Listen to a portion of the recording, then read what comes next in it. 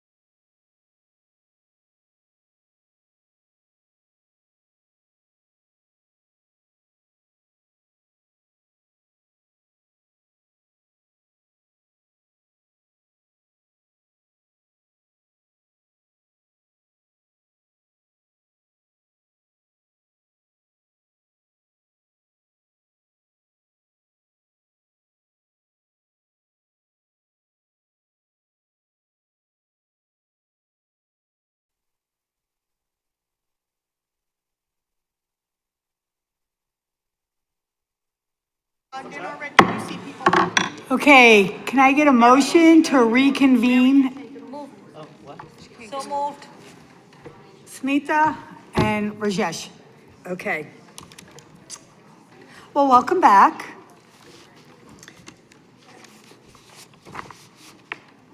Our high school student is not present with us at the moment, so then, next on the agenda would be the report of the superintendent. Mr. Fetter. Yep. All right, try to be brief. First of all, do we have any principals in the audience? Can you all stand up, please? Pete Routine, sit down. Don't even raise your hand again.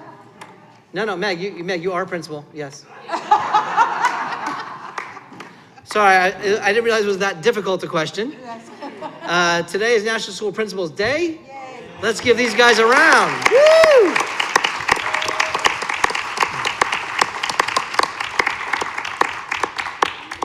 Meg, that's good, Meg. Yep, yeah, you're good. Really, an amazing team, incredible work. They take care of your staff and your students every day. So, happy National no, that's me. Happy National Principals Day. Also, we have PTO members. Who are PTO members? Raise your hand. Woohoo! We're honoring those guys. And who here was able to attend the Joanne Kirkus Student Art Gallery? Where's Blair? Blair, you here? No Blair? Kristen? No? Absolutely tremendous. I was able to walk in there when it was empty. And the art's amazing. Our kids, and it's a reminder of why we do what we do and why we protect what we protect with our funds. Because of what our kids need to be successful later in life is more than just being good readers, writers, and math. They need it all. Also, really good news. Just got this news, I think today, Pete, you probably know about this. The Pirandello players, they entered into a competition called the Central Jersey Marquee Awards, and they were nominated for 8 different awards. Wow. So it's great stuff. And that is Jillian Trader, who leads that, and she's grown a lot. I mean, done amazing things with these kids from the first one where she took over for the long-time person who'd been there doing it forever.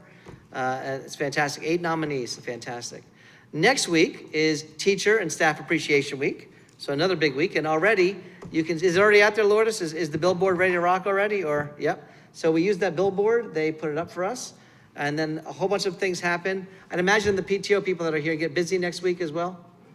Yep, I'd imagine you do. Another good piece of information, the 12th Congressional District Art Competition on April 25th.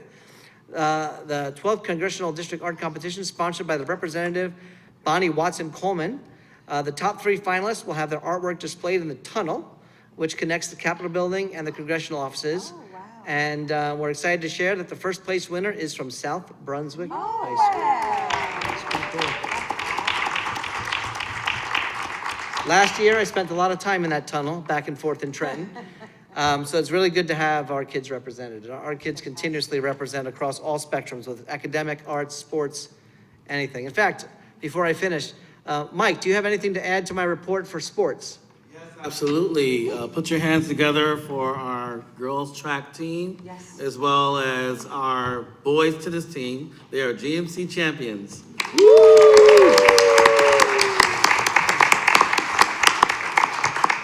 Unfortunately, I wasn't there for the girls track, but I was there this afternoon earlier for boys tennis. So you would have been very, very proud. Yeah, that's good. Great stuff. So, thank you. All right, and after we're done with the important work of honoring the PTO, we will do a little budget presentation. And I know everyone's excited for that. And I'm ending, well, I have not done this in a while. See if I can remember their names. Marty and Bobby. Oh. Bobby, does Marty get to speak at all, or? I'm gonna let him speak a little bit. That's very kind. This is our Education Foundation leadership. Get ready. Oh boy, what do we got? Oh, just the helmet. Just a helmet. All right, not too bad. Tighten it up. I'm not gonna put the light on. And I have it written out and everything. Thank you, Mr. Fetter, for allowing us to speak for a few moments this evening about the Education Foundation's upcoming event. If I'm up here speaking and it's the beginning of May, it means just one thing. It's time for the Tour de South Brunswick. This year, the event will take place on June 1st, starting at the high school. I have already put my request in for sunny skies. It worked last year, and we're certainly hoping that it works again this year.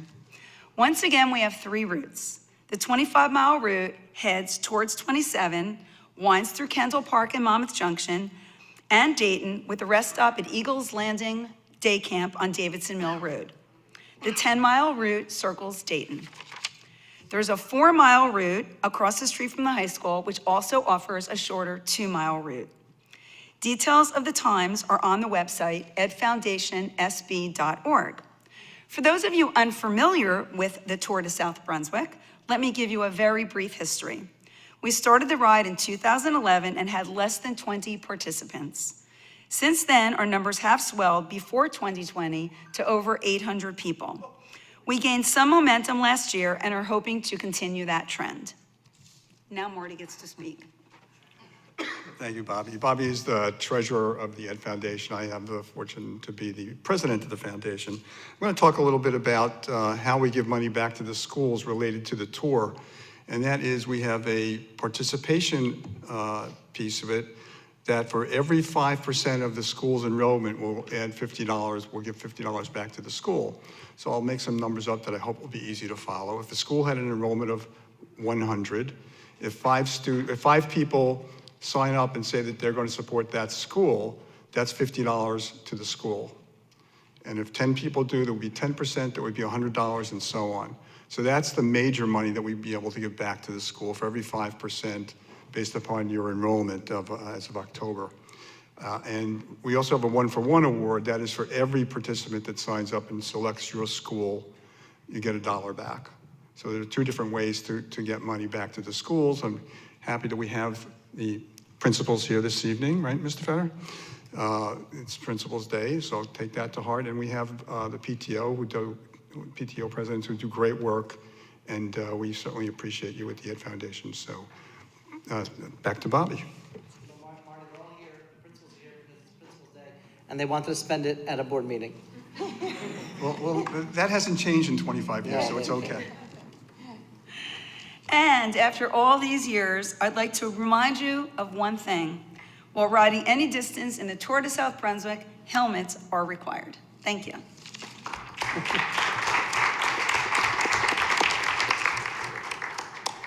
So I'm going to turn over to Laura in a second, but we do this every year. We honor the PTO presidents, and in case people don't know, once a month I meet with the PTO presidents, as does the board president, and it's always a great opportunity to hear from them, although I usually babble too much. But I really do appreciate you guys. You're fantastic. Couldn't ask for more from you. I know you do everything you can for those schools. And since you began those booster-thons, I think we've become kind of rich on that. So thank you for all you guys do. And now I'll turn it over to you, Laura, to turn it over. And Okay, so he's turning it over to me, for me to turn it over to Miss Barry, the principal over at Indian Fields. Good evening, everyone. It's my pleasure to welcome you to our annual PTO appreciation event.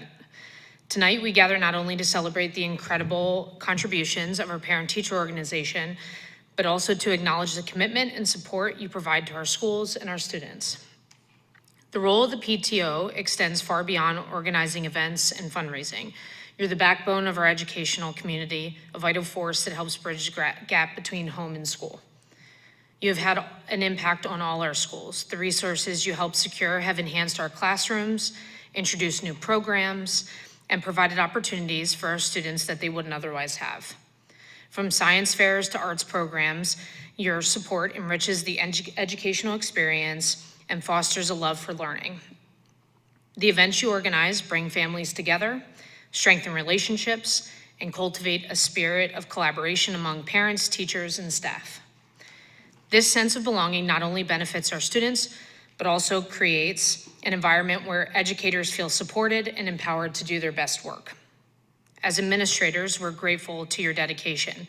Your commitment to our students' education and well-being is truly inspiring. We cannot thank you enough for the countless hours you dedicate to making our school a better place.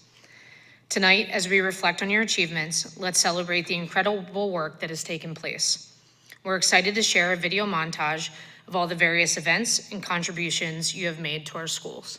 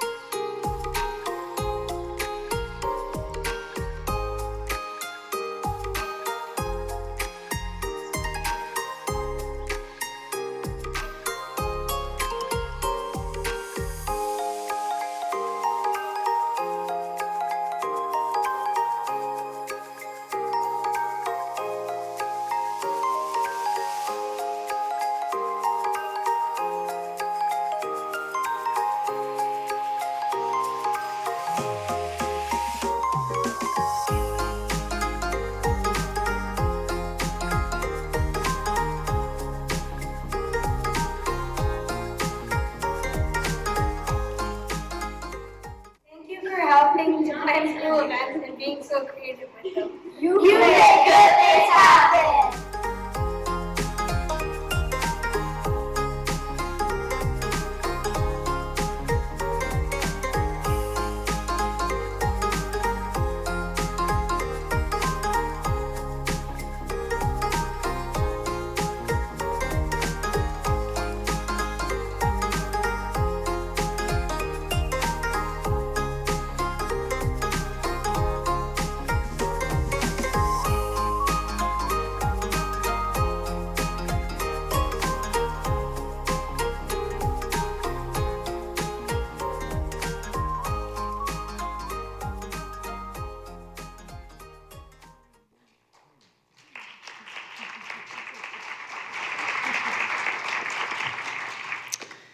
Thank you for your unwavering support and hard work. Together, we're building a brighter future for our students. An additional thank you to your families who share your time and attention with the schools that you volunteer for so many hours. And the space, your garages or basements that contain the endless supply of PTO events, items, school swag, or Amazon box deliveries of all the ideas you bring to life for our students.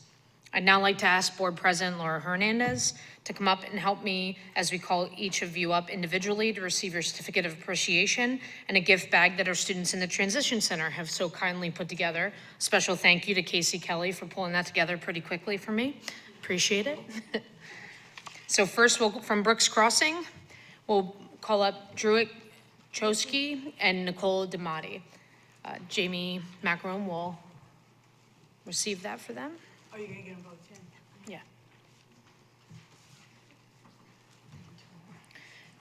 From Brunswick Acres, Kelly Sanchez.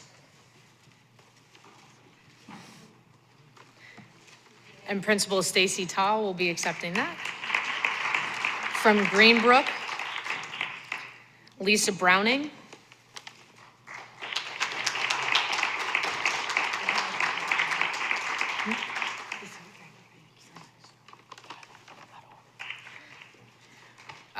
From Indian Fields, Lynn Monday.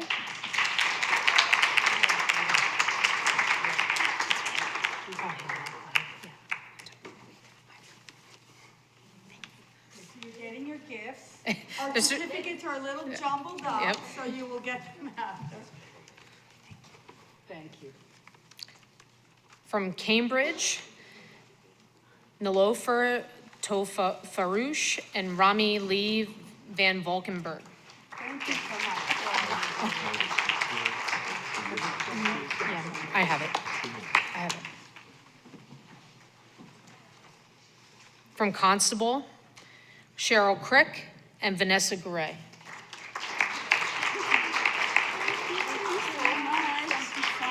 Thank you so much. My old school, my alma mater. From Crossroads North and South, Dipti Shukla.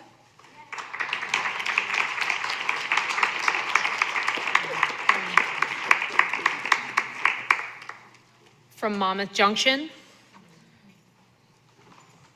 Zanari Tariq and Manasa Gangula.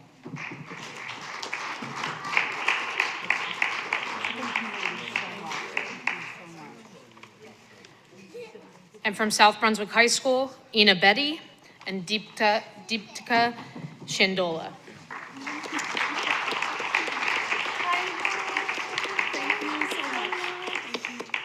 Oh, sorry, this is important.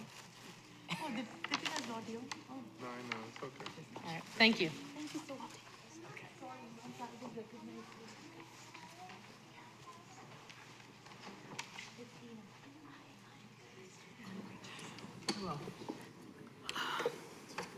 Okay, so the PTO does so many things that people aren't even aware of behind the scenes that make teachers' lives so much easier. And as a teacher, I can tell you how much you help us and how much we value what you do, even though we might not always say how much we value what you do. I also know that the excitement that's built up for Teacher Appreciation Week is really high. They're like so excited, and you guys never fail to impress. So like us here, we think you should get a raise in your pay for what you do, because you are truly the unsung heroes and such a major part of our village to make this happen. So on behalf of the whole board, we thank you. We thank you, we thank you, we thank you. I just want to make a motion. Guys make a David's gonna motion? make You it. can remind them too that it's great training ground for becoming a board member. And it's great training ground for becoming a board member. The board president suggested a raise. I would like to make a motion to double their salaries. Yes, I second for next that. year. Every year, we'd like to give them a little bit more. Yeah, I second Deepika that. just came in. Nice try sneaking in the back. Oh, thank you, Deepika.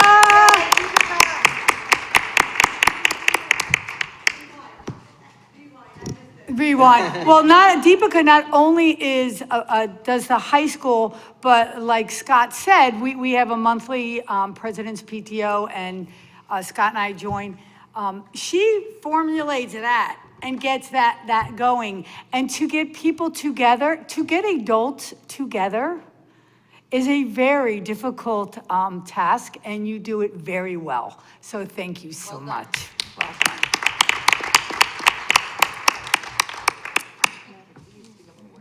Okay, huh? I know, I agree. Okay, now, it is the budget.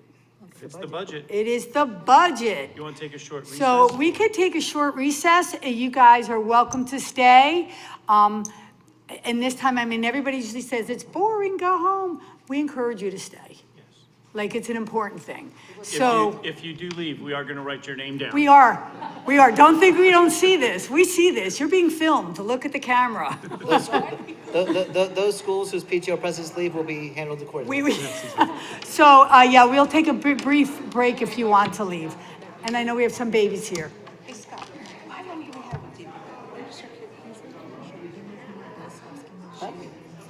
I know, I agree.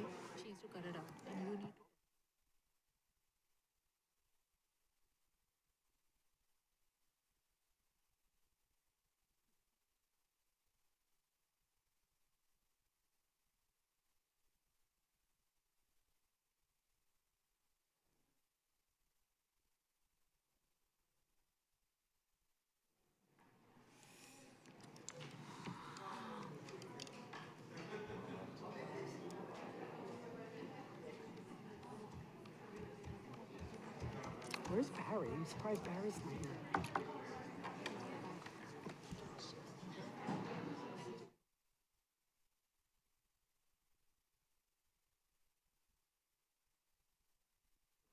Yeah, no.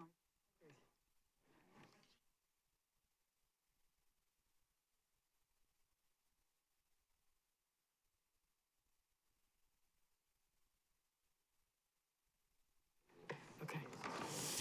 Okay. You guys ready to roll? Yes. It's because it's.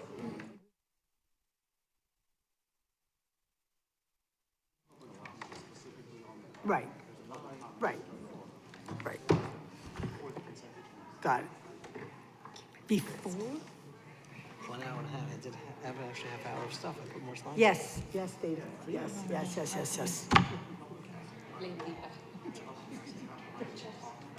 Yeah, okay.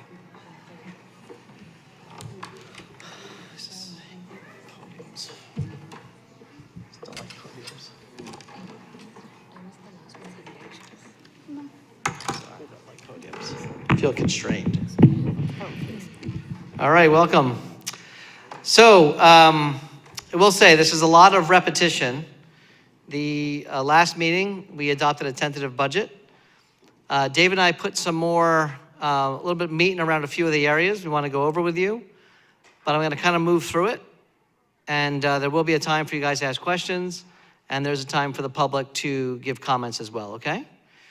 So the basic key factors that affect a school budget for us specifically are state aid funding, the tax levy cap, health insurance, enrollment, new residential neighborhoods, many, facilities, and we have 5 and 10 year facilities plans. And of those are the things that are pressing all at the same time on the district right now. So it would be good if we could take any one of those things away, but we can't. They're all embedded in what we're trying to accomplish, which is maintain the programs we do for kids, keep property value high, continue making this an attractive place for people to move their families. That is what we do. So real quick, state aid. As you know, the two numbers in red are how much we lost going forward for this year. So we lost another about $1.7 million, $1,070,000. However, as a reminder to the board, this is extremely important. If they did not put the 3% guardrail up, we would currently be looking at another 1.8 million in loss right now. The formula spit out an additional 1.8 million in loss for our district for this year. Because of the 3% guardrail, where no one was allowed to lose more than 3%, we only lost the 427,000, and they did not give us the stabilization aid. Okay? Question?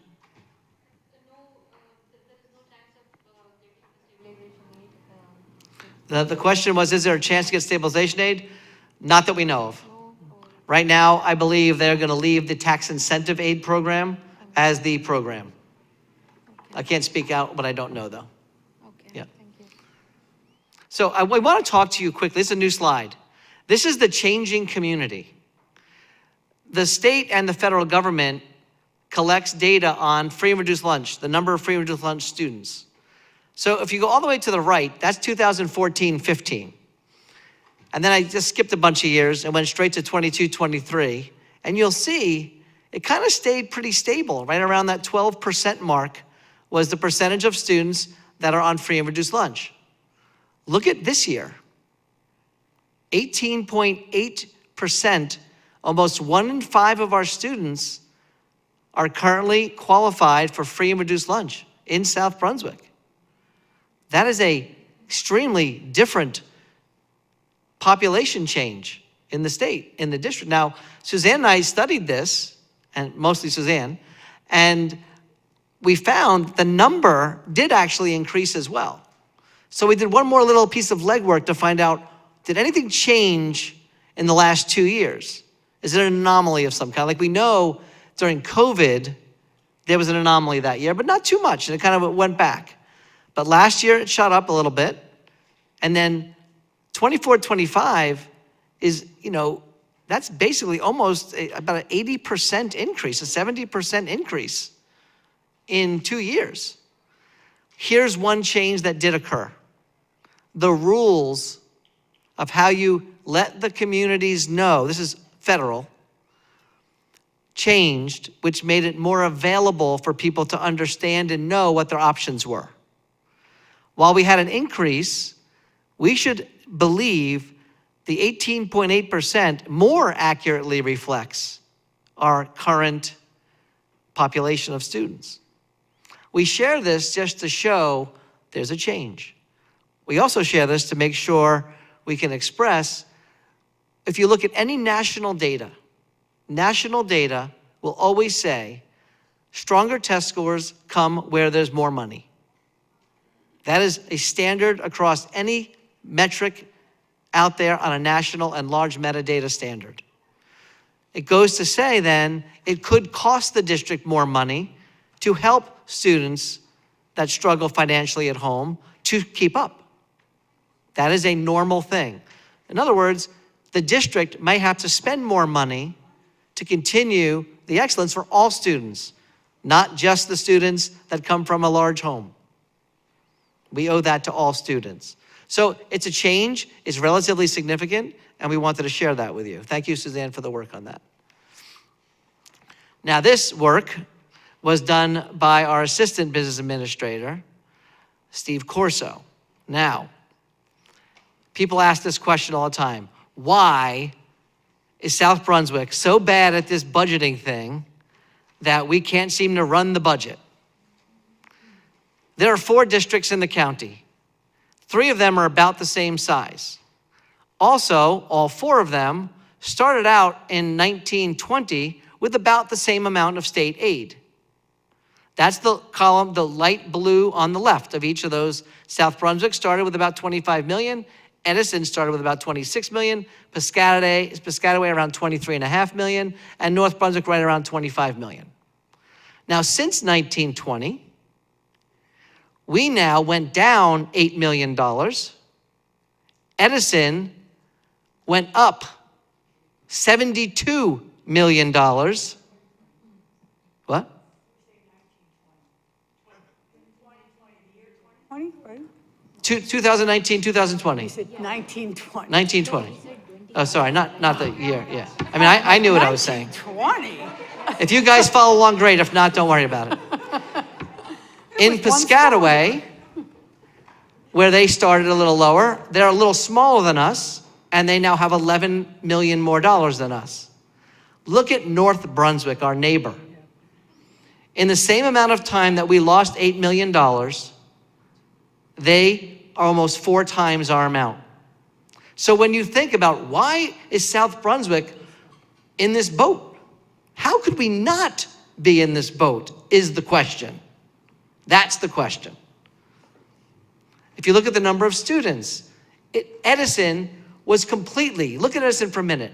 They were completely underfunded. Look how horribly underfunded they were in the year 2019, 2020. They had the same amount of state aid as we did, but they had 2.5 times many more students. That's crazy. So the formula was a little bit right. A little bit right. They should be somewhere right now around 50 million if you do the numbers, but they're at 100 million. I learned that this week, the Edison board voted down their budget. It was a 0% budget. And they voted it down because they have 100 million new dollars and they don't want to add it. They could bank that money and save it if something changes in the next 3 years. We are not living in a world where we've received 70 plus new millions of dollars, or even North Brunswick, who's received, what, 40, 35, 32 million dollars over that time? I've shared this with you over time, but we thought it would be a good visual to fully understand why we're here. And the reason it doesn't look a lot worse here is because of the enrollment, which we've talked about. So current events. So it was shared with me that there's a post out there by one of our residents, and that post said these 2 things, along with some other choice words that were, derogatory towards the board and myself, that what we are proposing are the highest taxes in the state.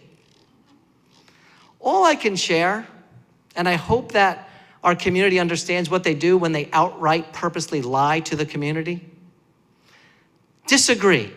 There might be people in this audience right now that are going to disagree with what you decide. And they have every right to disagree. They have every right to come up here and voice their reasoning as to why they disagree.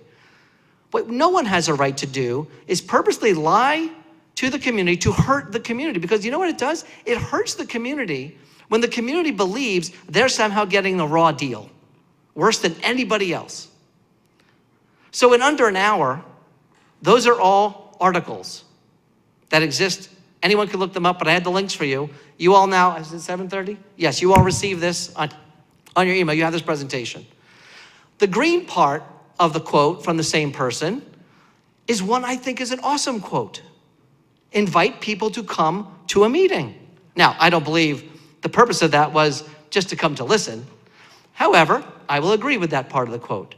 I ask this community, and most people understand this, voice an opposition opinion. Don't lie to the community and try to hurt them.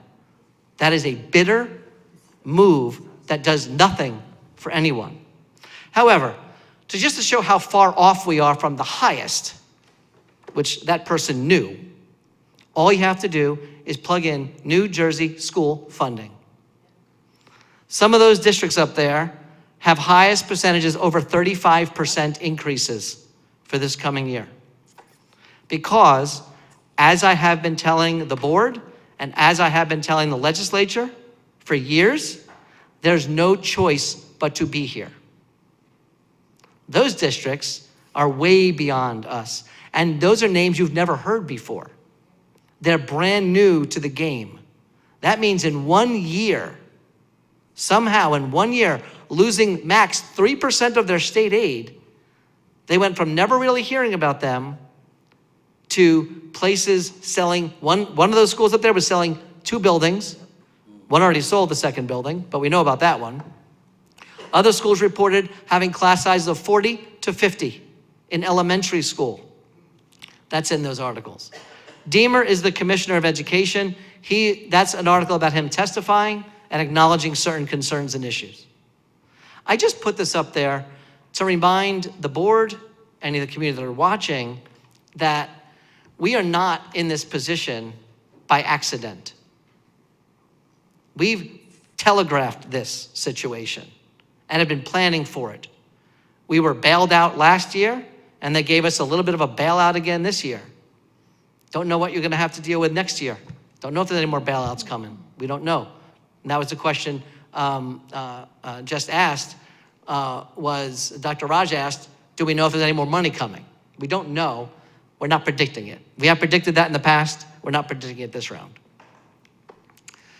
The second thing is the tax levy cap. I'm gonna go fast. Real quick, we know we cannot afford a 2% cap year over year. The things that we spend money on, salaries, health benefits, energy, transportation, tuition, all of it, it just costs more. Just salaries alone are more than 2%. Benefits alone are more than 2%. Energy costs go up. Transportation costs go up. Supplies go up. Everything goes up. We actually need $8 million new a year to just keep moving forward. This year, if you have a 2%, we'd be left filling a $5.5 million hole. Because of a health waiver, which I shared with you, we are still left with a $3.6 million hole. We're gonna show you what we've done with that. Ultimately, when you combine the state aid reductions and the 2% cap, we are stuck with a $3.6 million deficit, and I'm here to tell you again, that is nothing compared to some of our districts in the state right now. Hillsborough, 22 million. Old Bridge, 15 million. Districts with like massive holes they cannot fill. They cannot. So one of the things I talked about was health insurance. It is always a factor. It is always in play. This year, remember, we went over this, GLP-1s, that one line item went up $1.1 million. Anti-inflammatory drugs went up $5 million, $500,000. The cost of healthcare in general went up $1.8 million. That alone is well over the 2% we're allowed to increase. So the state allows for a waiver. In our case, it's a $2 million waiver the district can use at that point. That gets you to the 3.51. The third factor, enrollment. We have declined enrollment. It has been a saving grace that we have not had to hit programs. We have not had to do that yet. We are expecting another decline again next year. And when you look at enrollment, if anyone wants to do their own research and you go online and you look at enrollment, you're not gonna see these numbers. These numbers don't include our preschoolers. If you put our preschoolers in there in 2024 and 2025, our enrollment looks like it's staying flat. But that would be an unfair comparison for you. I don't want to give you misinformation. So that's why we take the preschoolers out. And you can see the K-12 enrollment is constantly declining. But we all know that is not going to constantly decline for much longer. So people always ask, a big reason enrollment drops, interest rates, the housing market right now, the way a community functions, how many births there were 5 years prior, the fact that we have a lot of multi-generation households and it takes about 15 years for those households to turn over with new students, and we're an aging community. This is the demographer as well as current knowledge of what's going on in our country. You know, someone says, if I want to sell my house because I want to move here, and you're sitting with a 2.5% mortgage, and you try to buy a new house with a 7% plus mortgage, that's hundreds if not thousands of dollars different per month. So people are stuck, whether they want to move or not. So that's real. So it's affecting us with a decline in enrollment. And we talked about this last night. The reality is our current homes with no new construction, our current homes house about 9,000 students. We're currently sitting at about 7,400. That means there's 1,600 students in the existing homes that should eventually come back. Now we have new homes. That's another 1,600. So you're not looking at just one hit, you're looking at a double hit. The problem is we don't know when. We want to just go really quick. If you guys remember this, went over and just talked to you. I'm going to show you one example real quick. If we look down, this is first grade on the left. If we look down at the, let's see, the one that says 50. 53, 16.7. So basically, this is a first grade class. We currently are not looking to have classes of 25, but that's what you could do. To cut that down to a 2, you'd have 25 first graders in the class. And by the standards that we have, by the expectations of our community, we're not there right now. We do have some classes that do get there, but it's an odd thing when it happens. Now, we already cut, as we'll go, a lot of positions due to enrollment. But we have a problem when you have 7 different elementary schools and you get a situation where you have 37 in the bottom there. Can you cut one teacher from that and make it one section of 37 kids in first grade? Probably not. So you leave it with 2 and you have low class size. That's what happens here. So we've done a lot here. We have higher class size next year than we have this year. That's one of the things. The impact, again, is class size. It's constantly doing that.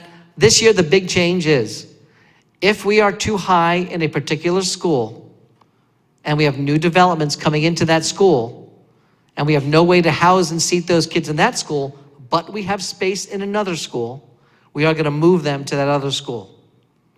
That is not desirable. Not desirable by us, not desirable by the parent. The only other solution is hire more teachers at that point. And that isn't really an option for us. So that's gonna be a shift. We've done it before in very minimal cases, but when we have neighborhoods with hundreds of homes that are coming online during the course of next year, we have to monitor this. So that's a big deal. We constantly prioritizing our behavior supports.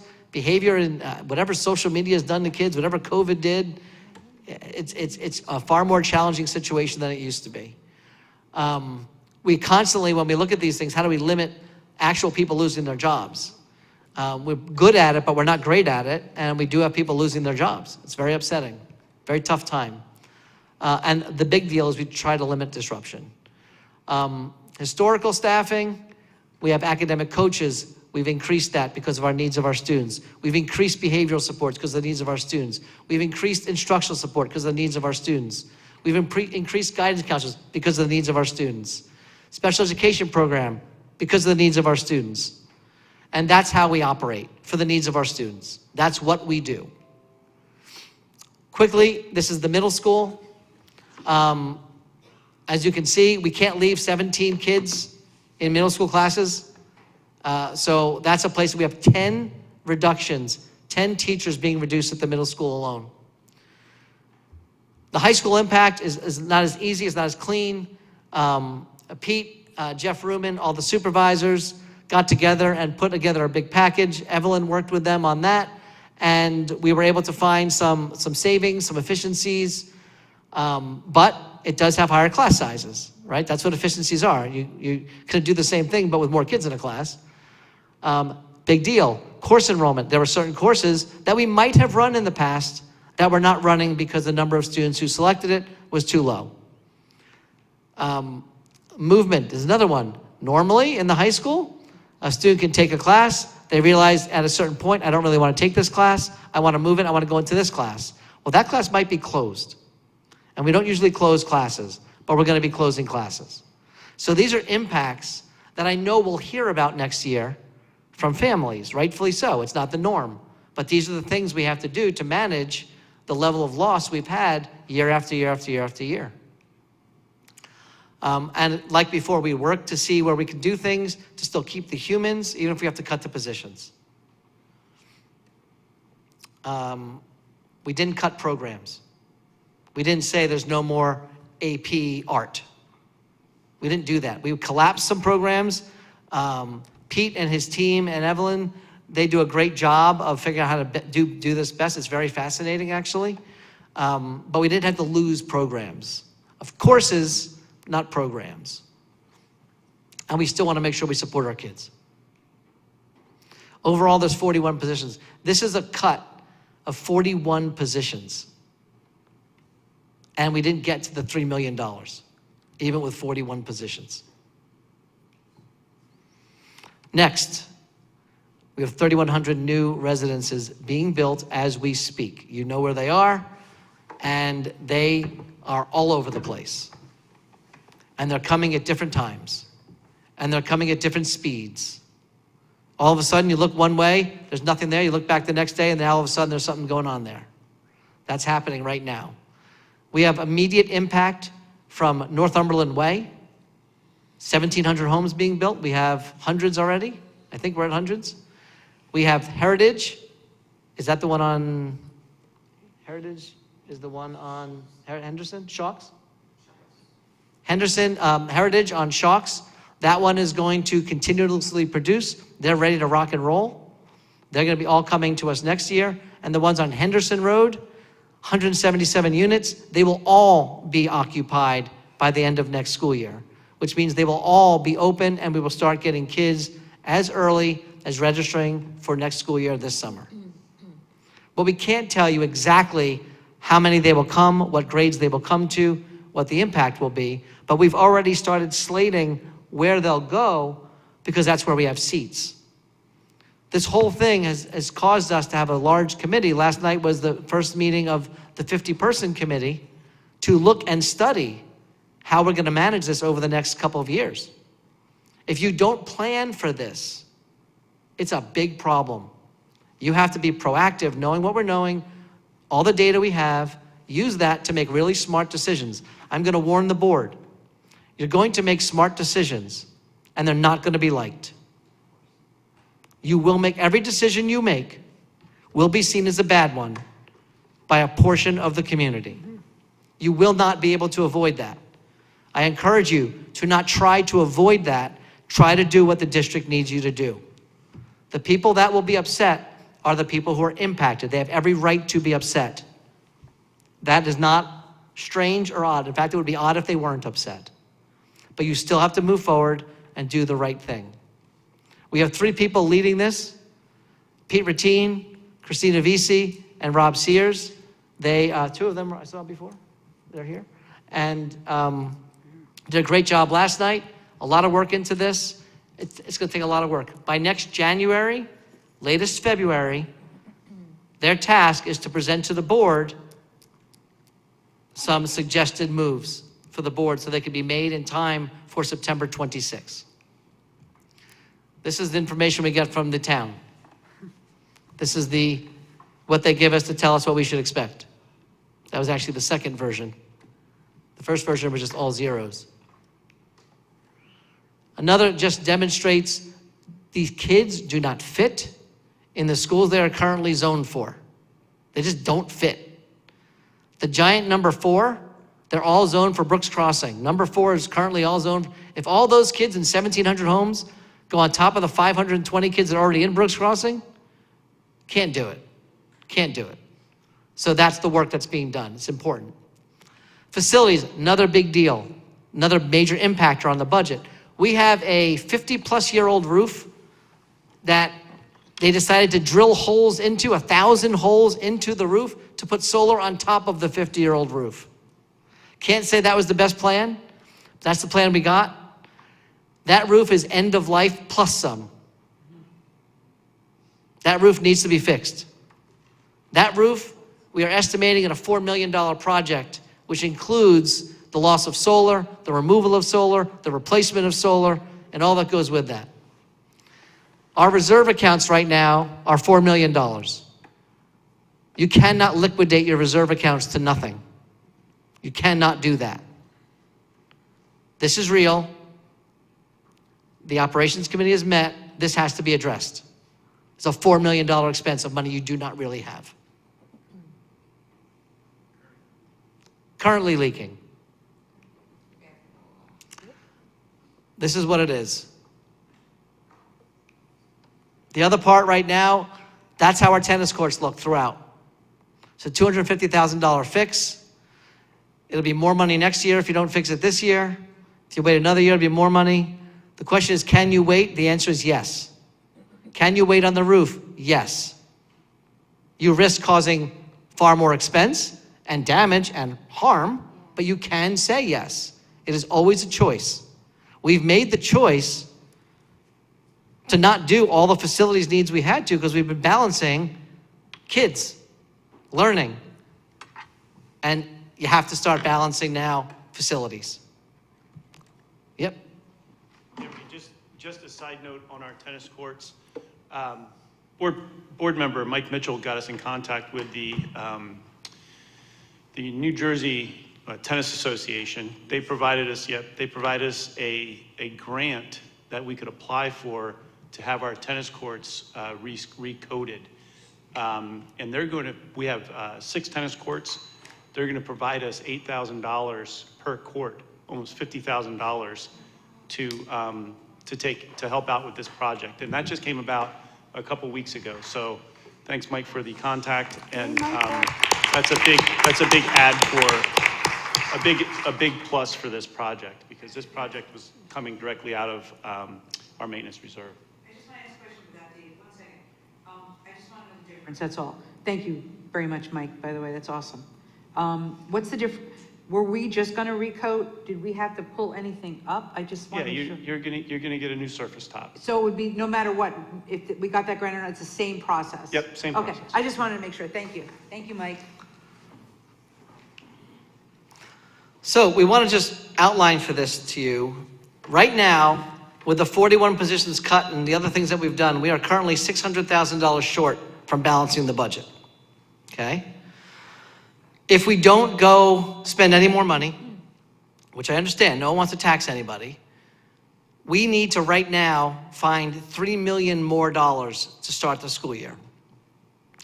$2 million we'll pull from the reserves, which leaves you with only $2 million with 14 buildings. It's horrendous.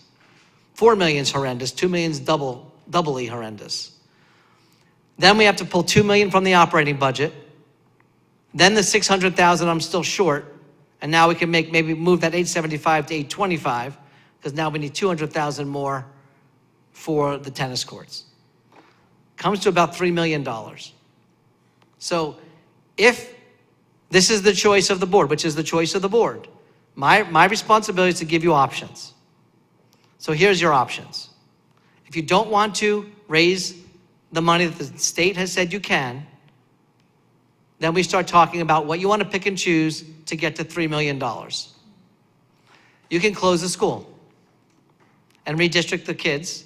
You can redistrict the entire K-8 population, where many kids will go to different schools than they go today. And because of all of the building, you will eventually need to reopen that building again.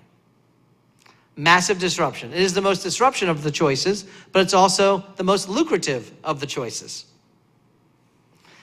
You can eliminate all courtesy busing. That means no hazardous routes. Specifically, that means 5-year-olds who live at Royal Oaks will have to cross Route 1 to get to school. They will not be provided transportation. That is legal. You are legally allowed to make that decision. Again, very lucrative decision.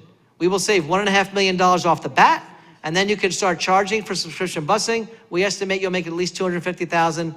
So that one's worth about 1.75, gets you a little more than halfway there. If you don't like that one, you can get rid of all of our security. That one's about 850 grand, and we won't have the South Brunswick Police, and we won't have any of our security guards or our director. I don't think that one will go over very well either. The next one, which is usually more popular, is just fire the administrators. It's lucrative, $125,000 each. We need about 25 of them, which is half, and we could figure that out with half the number of administrators. I will tell you the other half will quit, but you could do that. So you'd have to, if you fire half, you'll actually get 50 out of the deal. So that's a really good deal, actually. That's a surprise little nugget there. You can reduce more certificated staff. All the future certificated staff will cut right into programs and up your class size even more. But you can do that. Those are options. You can reduce sports. You can pick and choose any of the high school sports. The smaller sports might only be 10 grand, and the larger ones could go 100 grand or more. Your big ones are football and marching band. I say target those first. That will be very friendly for the community. Those are your choices. Because if you're only going to go for the little ones, you need $3 million. Don't mess around with a small sport. Go big. You got to go big here. You need $3 million. You can eliminate all of middle school athletics completely. Not that much money, but it's $180,000. That will have a major impact, of course, on your high school teams. And Mike will not be talking about a championship anything anymore, because they will not have a place to start. You can reduce extracurriculars about 3,000 to 4,000 per club. That's basically all the clubs. You can cut them all, then some. You can cut half the administrators and all the clubs, and you'll just about get there. You can eliminate the elementary G&T program, which affects 200 students. That saves you $250,000. There's other ways to do it, other ways to skin this cat, but they all kind of feel this way. That's just where you are. This is what other districts are doing. They are doing those things. They are cutting middle school sports. They do not have band and music programs like we have. Not even close. As I said the other night, we have advanced choir in elementary schools. Now, if we cut advanced choir, you would only save about 20% of one staff member. And you'd have all those people involved in advanced choir sitting in the front rows, ready to tell you how they feel about cutting advanced choir. And so on for any one of those things you pick. That's the way it works. Not saying that should be the reason you don't do it. The reason you shouldn't do it is because we take care of kids here. That's why you shouldn't do it. The byproduct is angry people, but that shouldn't be the reason you do or don't do something. You should do it or don't do it because it's right. And if you can.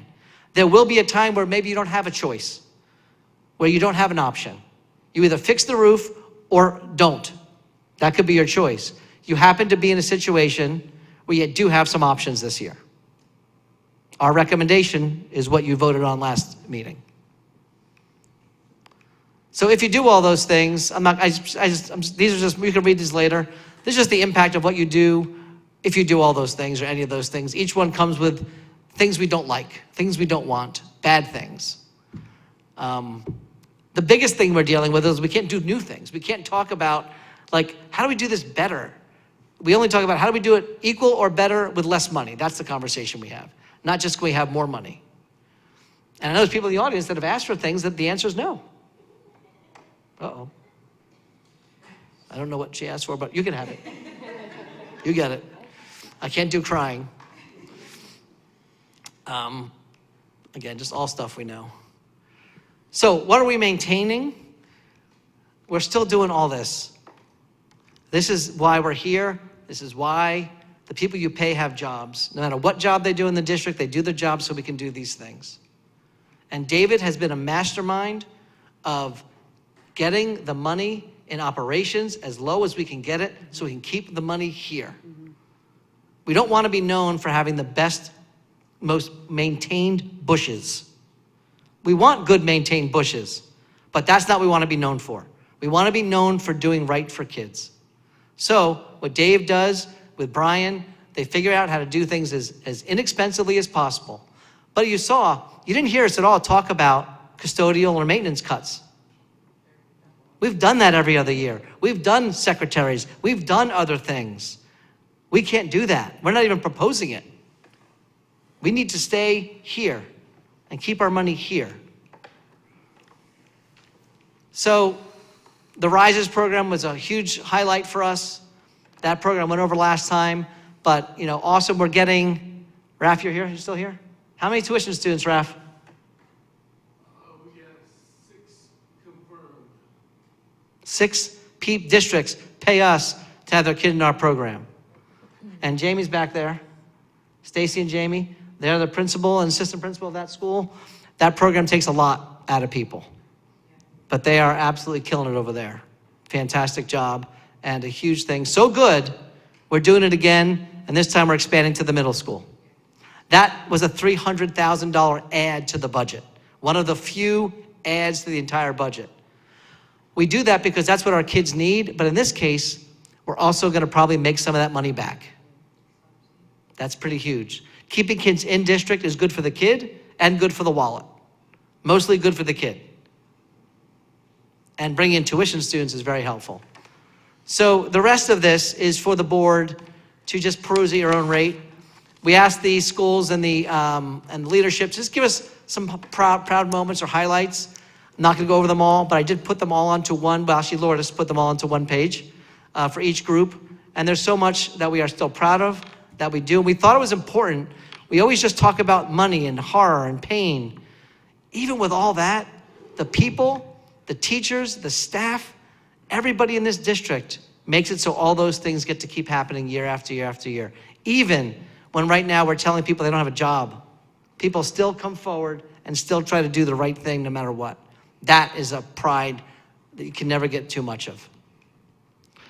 Now the big thing, the tax impact, as I've shared, the state gave us a tax incentive aid. The state has a formula which we hate with a passion. The formula has told us you are spending not enough money. South Brunswick, you don't spend enough money. Now, we only don't spend $5.1 million.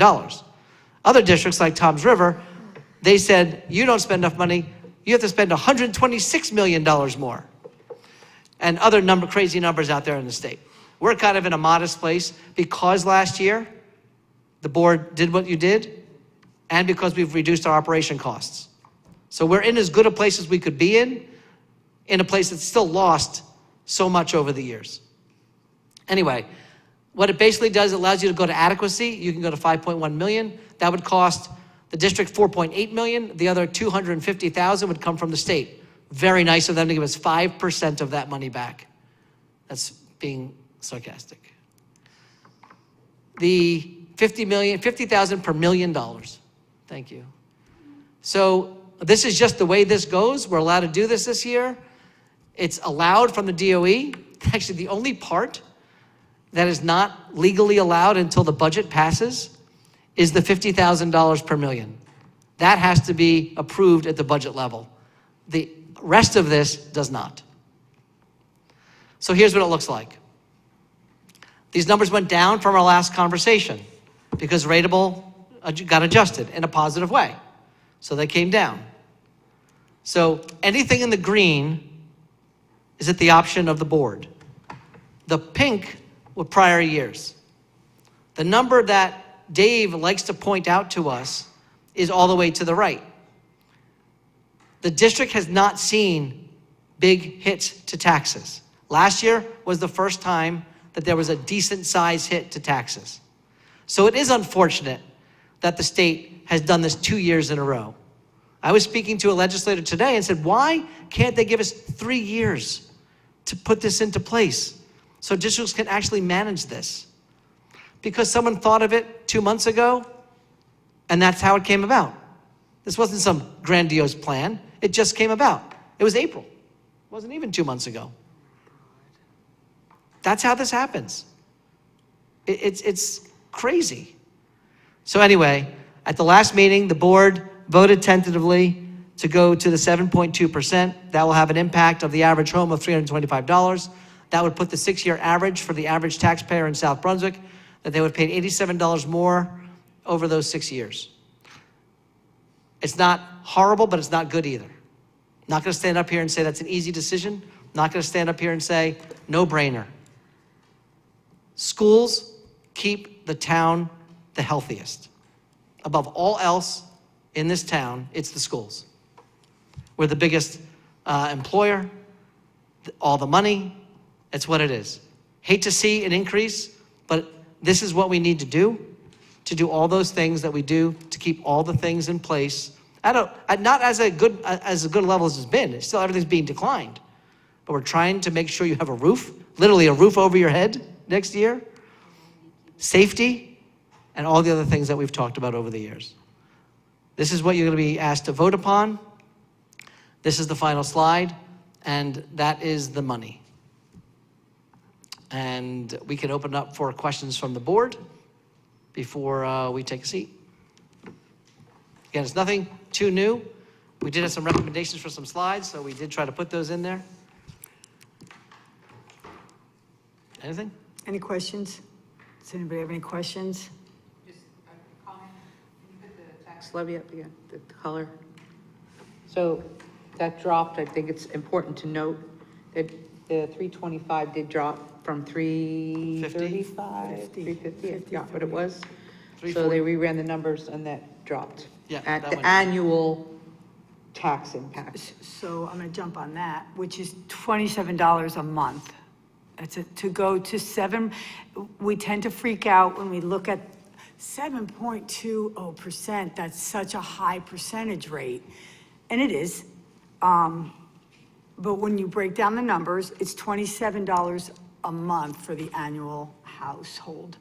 And we had so many years of, we did not only not pay taxes, our taxes went down. Like, I mean, I'm sorry, we did not increase our taxes, they actually went down.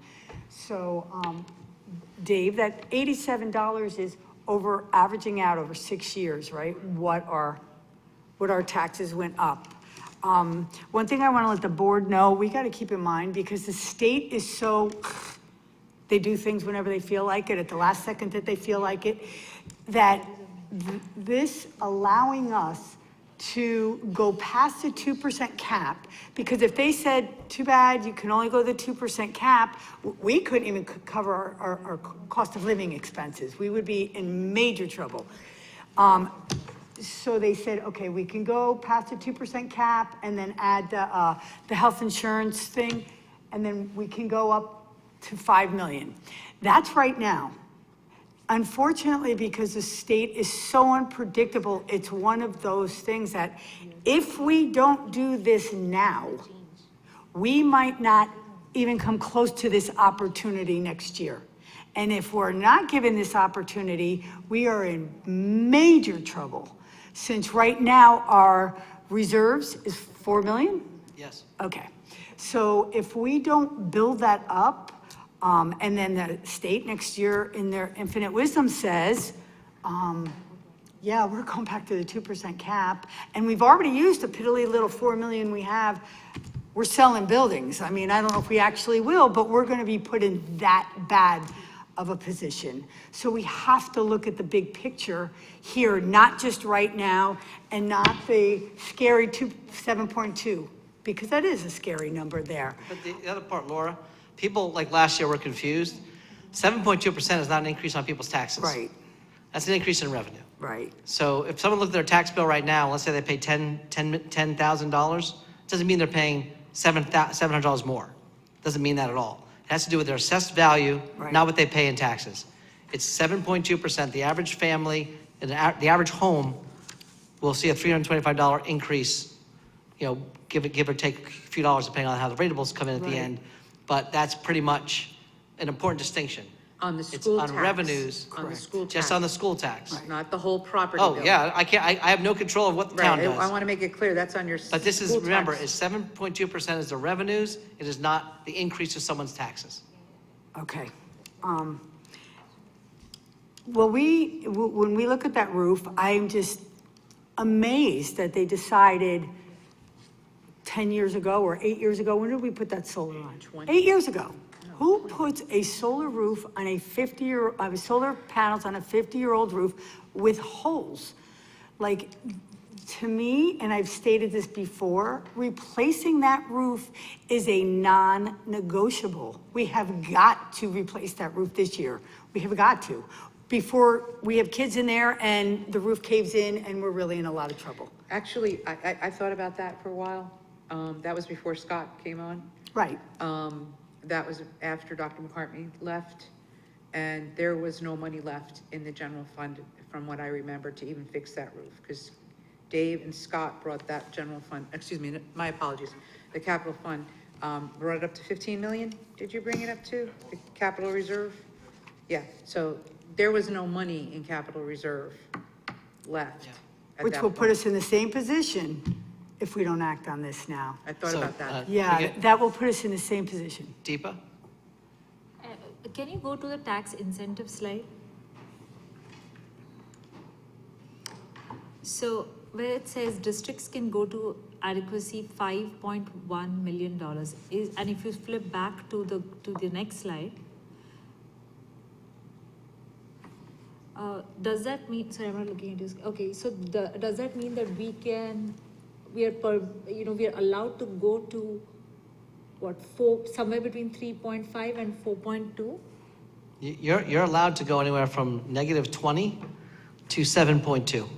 You're legally allowed to do any numbers you want to do up to 7.2. Okay, so then what's this 5.1 million? What is The that? 5.1 million gets you above the statutory 2% cap and any waivers. Oh, okay. So the 3.51, which is the 4.6, that's the statutory amount. They wrote this plan to allow you to go to adequacy, which is above that statutory number. That's where those numbers come from. This is all, Deepa, it's all formulaic. The formula in the software tells us this.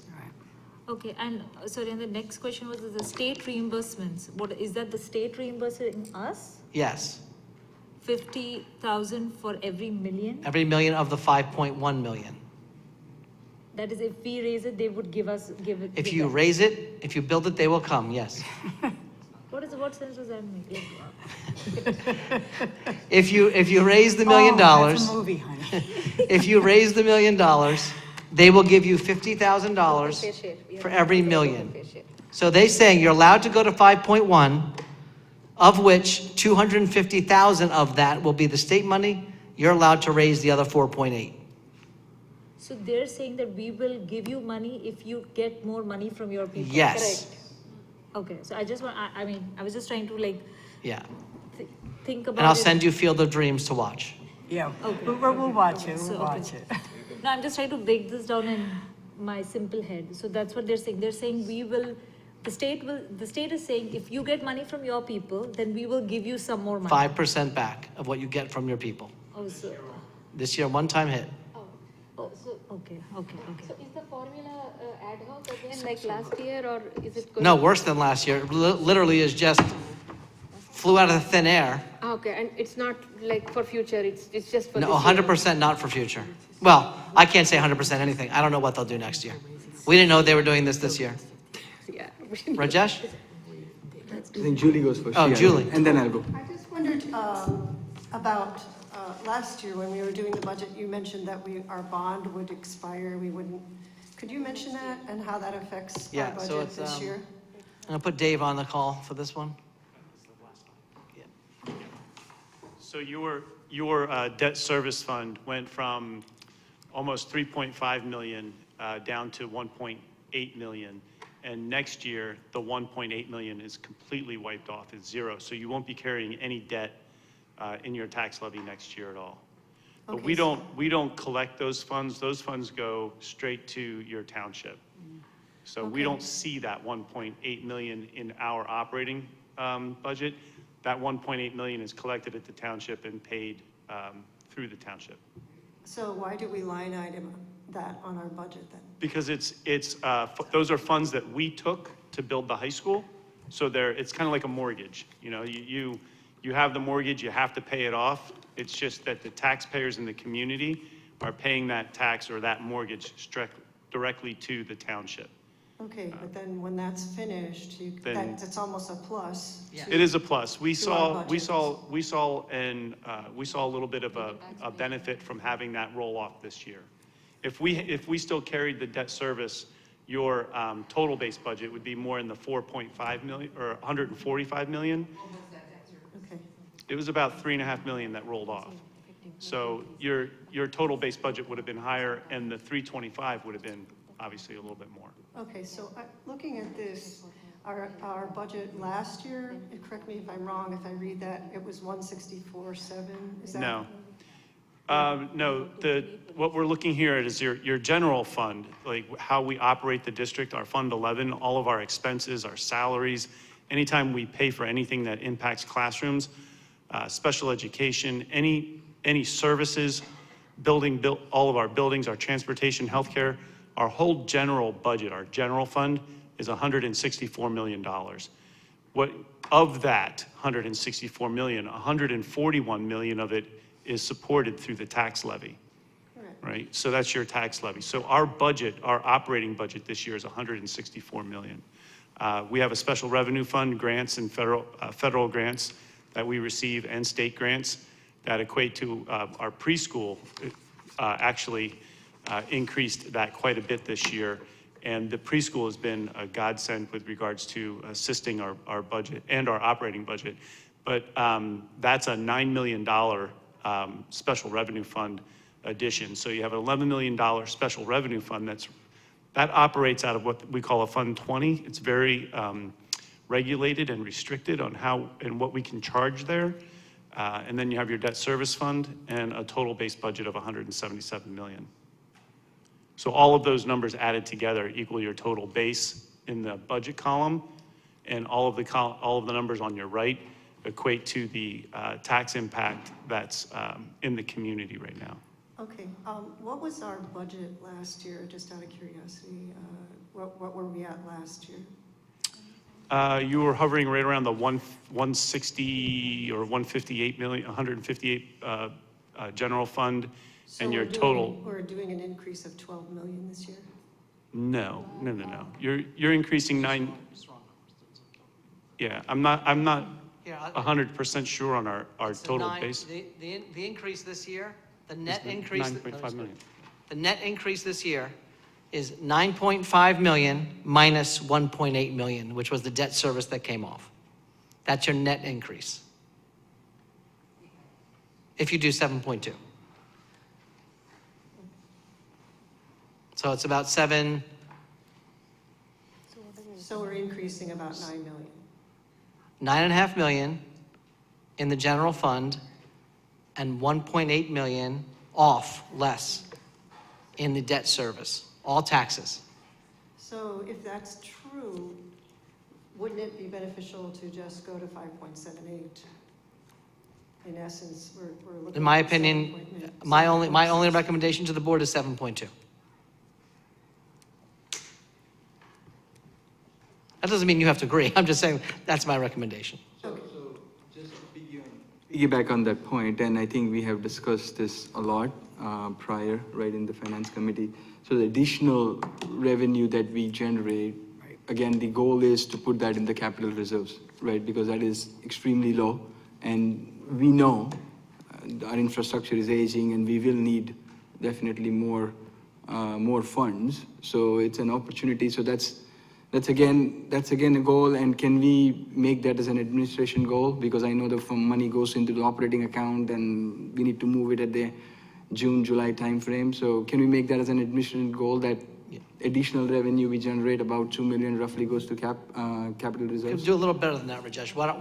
I think the board has told us with very clear that if we do this, we are putting money into the roof of the tennis courts, no questions asked. Exactly. Yes. So that condition of the money is agreed upon. Okay. I have a question about the free and reduced lunch. Mike? The free and reduced lunch? Yes. You know, we had so in the last couple of years, we were, pretty stable at 12%, right? If I remember this, 12%? Yes. 12, right? Yes. And then we saw an increase to 18%. Almost 19. Right, so, will that come under like Title I grants, like what is it, like, is that impacting our? So the reality is that should That should, eventually right? Yeah. hit the formula That's what and I'm do saying. something. Correct. So it hasn't hit it. Because I thought But that it was hasn't one of hit the yet. variables. Wasn't it one of the variables, like the free and reduced lunch was a? It is a variable of the formula that might eventually help, but they roll over a 6-year average of all that information. So it doesn't help immediately. Oh, so you mean that we need to be consistent at 18% for Well, 6 years? No, it's an average. You don't have to be consistent. They just take whatever the numbers are and they roll them into 6-year averages. Why? Oh, no. No, there's no why. There's no why the budget is, there's no why the state does what the state does. No, Scott doesn't have that ability. Because they are the state and they said so. No, the reason I ask why is because at this point you are servicing a population that is on an 18%. I'm gonna make it worse for you. If you got 1,000 new students in next year, you're not getting the money for 1,000 new students. Yeah, It'll be 1,000 new students averaged over 6 years. That is the way this works. That's the answer. Why that is the answer? That is the answer, because it's the answer. I'm not being rude. I know This is that. very frustrating for me because I hate that these are the answers. They're not logical. They do some things 1 year over 1 year and some years 6 over 6 years. It's a problem with the formula. Hopefully they'll fix the formula. Hopefully. But we've been saying hopefully For the past so for many years. And now the legislators have basically said, we are done. We're not doing the formula until there's a new governor and we hear what that governor wants to do. So that means at the next school year, maybe, but doubtful. Okay, so I have another question, sorry, this is the last one that I will ask. So we have this whole housing plan that has come from the township or whoever Yes. has given us that information, right? So then these are all these 3,000 homes that are being built. Yes. Let's say, we have, even if we have like 10%, whatever, of influx of students. So there is the state doesn't have a plan or doesn't have a logic to. You can stop there. Okay. They do not have a plan. Okay, They do don't not have yeah. logic. So they don't have a plan or a logic to service an immediate need of a township that has seen an influx or is anticipating an influx to, provide public education to those students who are in Yeah, that. they do. particular- If your district is Lakewood. Right. Okay. If your district is not Lakewood, then you have nothing. What is in Lakewood? They give Lakewood money every year, and other districts that have asked for the same money, because they've had problems like you've described, get nothing from the state. So the answer to your question is no, there is no plan for when you have an influx of enrollment, except for to factor it in to the formula, which takes enrollment over a 6-year average. So you're expected to provide busing, facilities, everything, no increase in, all the transportation, everything, and how are you expected to service them? Yes. Transportation. And here we are. And here you have it, folks. I'll throw a month out, I think, and Scott, correct me, September, Senator Gopal was very forceful, and we were all behind him, that they were going to re-engineer that school funding formula. We were there cheering him on, and it fell flat on its face. And really, the bottom line, it is a political situation. There's no ifs, ands, or buts about it. Until the new governor gets appointed, whoever that may be, we might still be fighting this for the next 10 years, who knows? But nothing's gonna happen between now and that governor getting appointed. It's just not. So we can't depend on anything other than that presentation. I think we go from, struggling to keep the district as vibrant as it is right now, and growing the district, because you look at the numbers with Edison, they have 3 times the amount of enrollment that we do. Therefore, they're getting more money. So your objective here is to kind of work it's like a tightrope. It feels like a tightrope, where you want South Brunswick to grow and mature and maybe someday be as large as Edison and get that money from the state.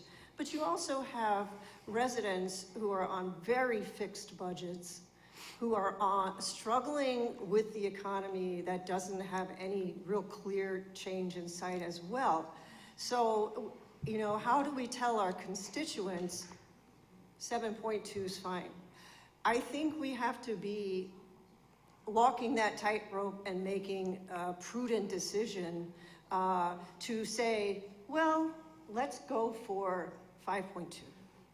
And it, yes, that's not going to solve all our problems, but we have next year, with the hope that we will get some clarification from the state to give us the extra that we will need, or however they did their mojo this year, their crazy mojo. We're walking a tightrope here as the board, and I just wondered what you think about how do we talk to our constituents. An average homeowner, this is not clear. It's not clear to most people watching tonight. You have people in Kendall Park with homes that range about anywhere from 300 to 500,000, and that's not even what average homeowner is. That's probably high compared to assessed value, because I know what I live in Kendall Park, and my assessed value is only 170,000. Good. So That's good for you. I know that's good for me, but that's not good for everyone. That's what I'm trying to tell you. The discrepancy here is So Julie, we wait, have a before- large amount of residents who live in larger homes who are going to take the brunt of this. So they have to be sure this is what they want. It's the Okay. price that, that somebody pays to live in a larger home that's assessed at a larger value. So, and I wanted That's to what point the this out. downside is. Since This is the average home, assessed home, not what we can get for, because you're right, there's such a big difference. But if you look at the 5.02, so if we voted on 5.02, we would raise the taxes $258 a year, okay? If we look at the 7.20, we raise it $325 a year. So all the people that are destitute are saving is $75 a year. So the only, instead of paying $27 a month at 7.20, they will be paying $21.50 a month. The difference of, I think we should get accurate figures from the municipality about this. It's unfair to, yeah. then you Wait, Lisa, let her finish talking. Let her finish talking. I was just gonna sit down, but what did you just say? Sorry, you wanted to get accurate figures about what? From the municipality about how the taxes are drawn. So we just, to help, Yeah. we have that. We've presented that. That's what is here. That is the accurate amount of Those are money. accurate. What is an average house? $200,000. Assessed at $200,000. Julie, listen. Julie, you've been in the town a long time. I have, When was the last, you said your house is $170,000 assessed. not anymore, it's a little bit higher than that, but that's not the value Wait, of it. Dave, no, 1 second. Julie, how much higher than 170 is your house assessed? 178. Okay. When was it assessed? No, just let me finish. Lisa, let him do it. Please, let me just Let him finish do it. this. One conversation, let me just try and help. You have a house that's assessed at 178. I need a water. Just as a guess, if you put your house on the market right now, what do you think it would sell for? Somewhere around 400. Around what? Around 400. Okay. So the tax, the $325, the way that number came out is from a formula from the township. We don't guess. That 325 is for a house assessed at $200,000, assessed. Don't care what it's worth.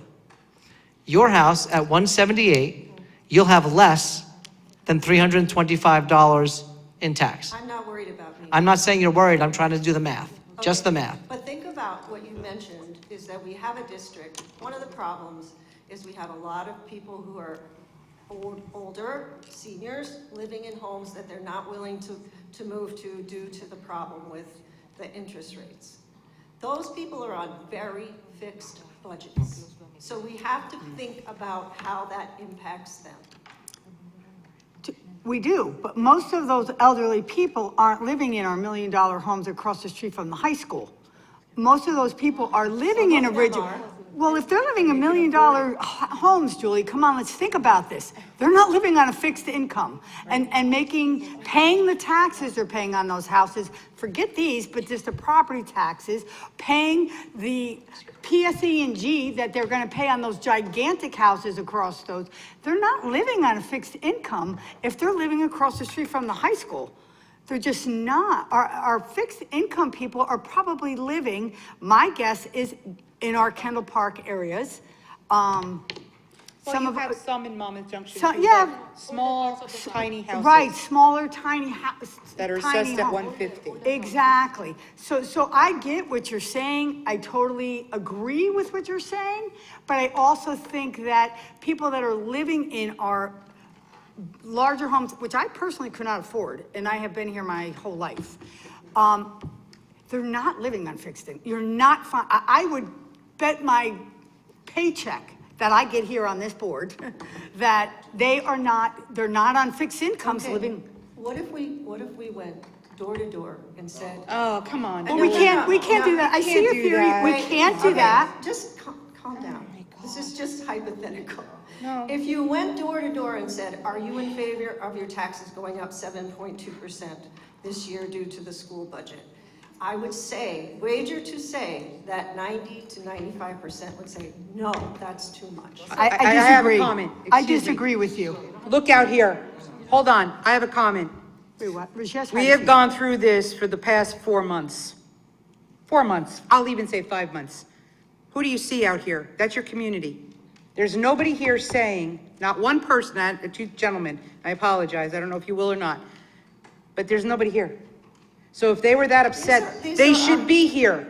Do these teachers live in our district? What does that have to do with that? No, it has nothing to I'm do not with- talking about the teachers. I'm talking about the community. If the community was upset about this. They haven't heard. Yes, they have. How much more are we supposed to advertise that this is happening? Every year, a budget takes place for the school board. In every single district in the state of New Jersey, 600-plus districts go through this every year. Everybody that pays taxes knows that there's a percentage of their property tax that goes directly to the schools. And Lisa, we're going to let her have her opinion on what she says here. Absolutely, thank you, We're just Laura. gonna let it go. Thank you, but I am just saying, if there was a survey to be had, this would be it. Okay, so we're going to, Julie, have her opinion, and Rajesh, you had your hand up. Yeah, no, I mean, of course, increasing taxes is not one of the best thing to do or to vote on. But I think if I can summarize, and Scott and Dave, you can correct me, if we really had to, we can, based on the proposals you have already provided, the 41 positions and some of the cuts around, we can manage the budget. But we cannot do roof, we cannot fix the tennis courts, we cannot keep the existing class size as is. So I think if I summarize, with staff eliminations, can we manage? Barely, but we can't do anything else. So if community is wondering why not 3.5 or why not something else and why 7.2, in return what they're getting is they're going to get a new roof so that the school's infrastructure is upgraded, they get longevity. We're not cutting any of the safety programs that you were putting up, which was on the chopping blocks. So again, safety, if I remember, is the core to the community, then comes academics, then sports, and then the other extracurricular activities. So we are maintaining everything. So again, if I have to go out and say why the tax increase is in return, you're going to get a roof, which is required, which cannot be postponed.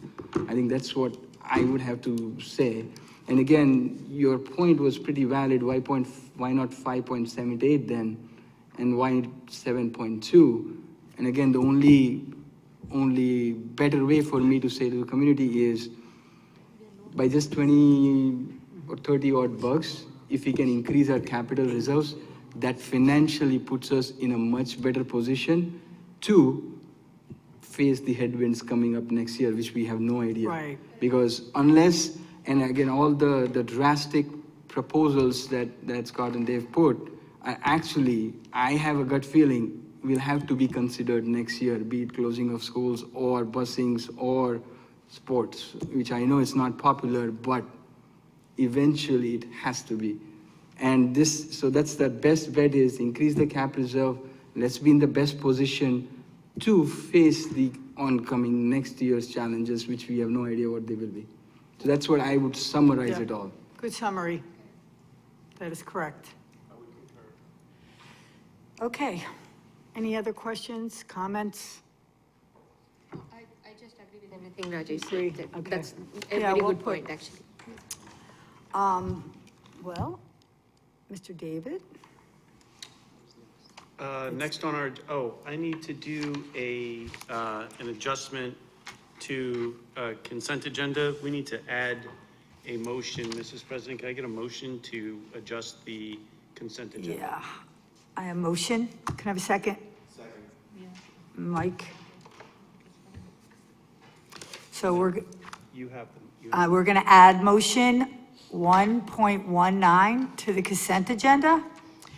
So be it resolved that the South Brunswick Township Board of Education hereby accepts with deep appreciation and sincere gratitude the letter of retirement submitted by Scott Fetter, effective August 31st, 2025, from the position of Superintendent of Schools.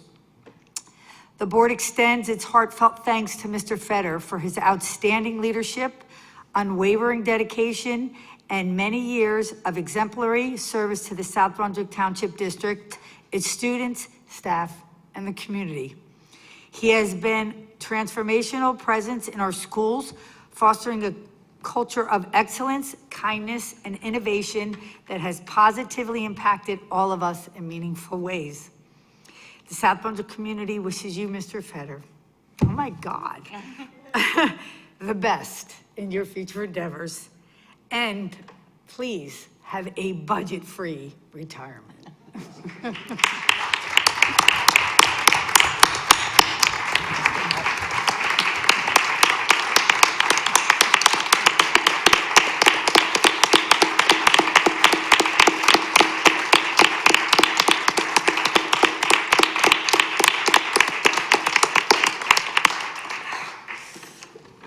Man, that was a lot harder than I thought.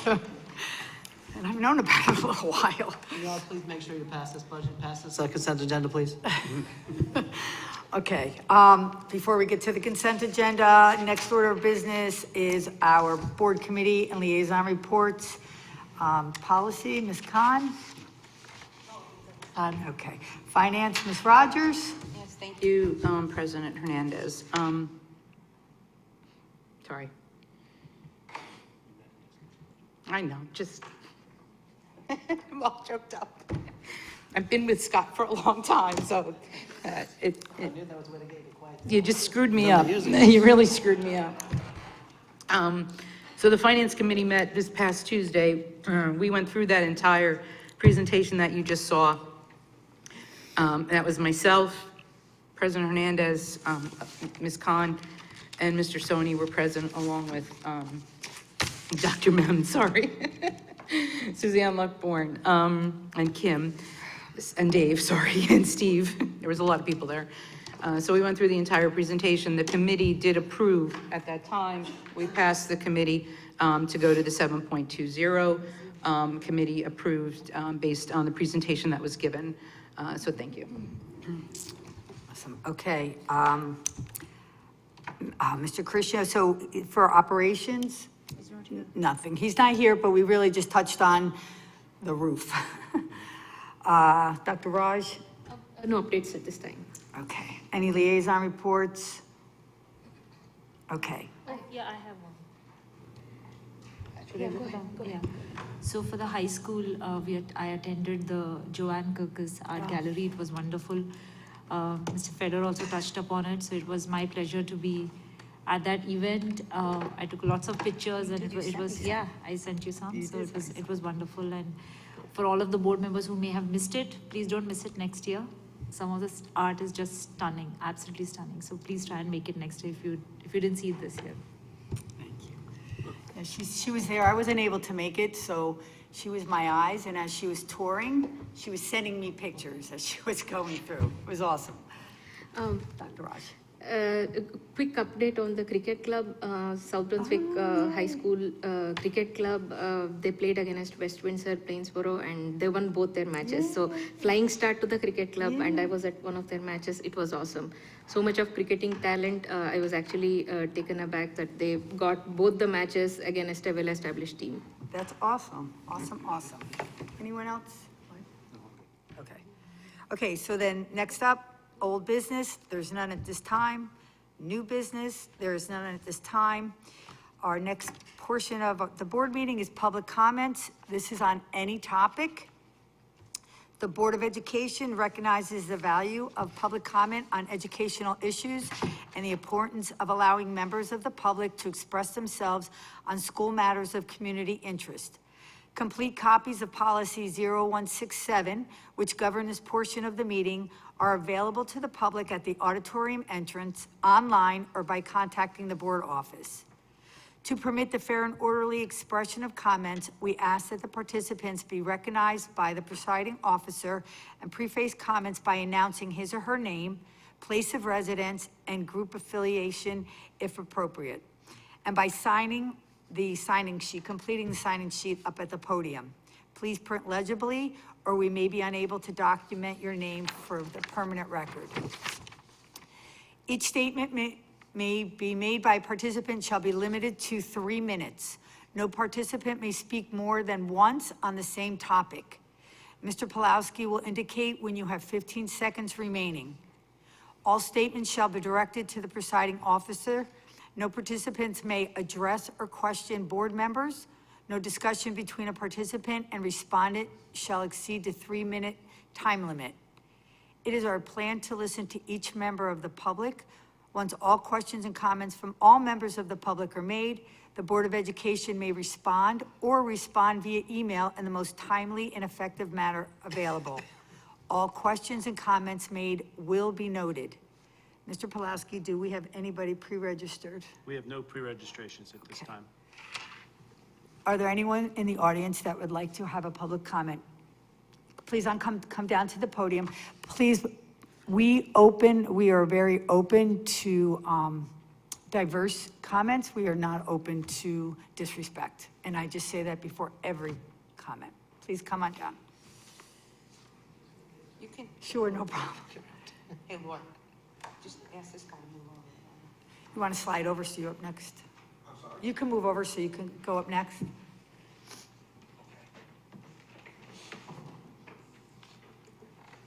Just takes a while to get. No worries, That's no all. worries. I know, they know Hey, me. we are so They know weird. me, you know me. Yeah, no worries, though. Okay, my name is John O'Sullivan, 33 Wexford Drive, Monmouth Junction, New Jersey.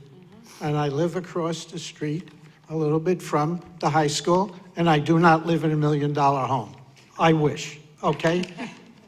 A much newer development has, you Which didn't is what I was clarify that. referring A much newer development is over $1 million. I had something to say, but I see the superintendent will be leaving. I wish him luck. It's not fun being up on a board. I've had experience from council. I know what it's like. I was going to say something about his salary of $230,000 a year, especially when the governor of the state of New Jersey, which I checked out today, makes $175,000 said salary. So I guess when you go out looking for a new superintendent, I hope you have money in the budget for this now, because that's an expense. I hope you have it in there now. I just hope we don't go, in my opinion, crazy paying $230,000 for a superintendent. Thank you for your time. Thank you so much.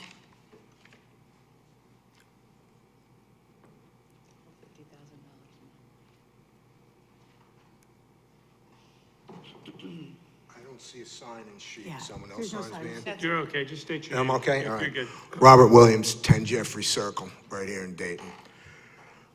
I thank you all for your time and effort. I mean, it's probably a very thankless job. I mean, yes, you pursued it, but I mean, I'm sure you didn't know what you were getting in when you did. No, that's not true.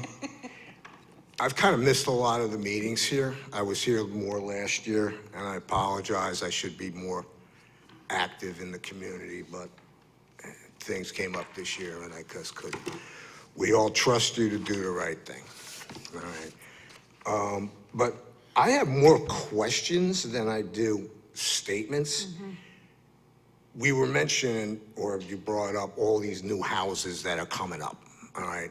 But tax revenue comes in with it.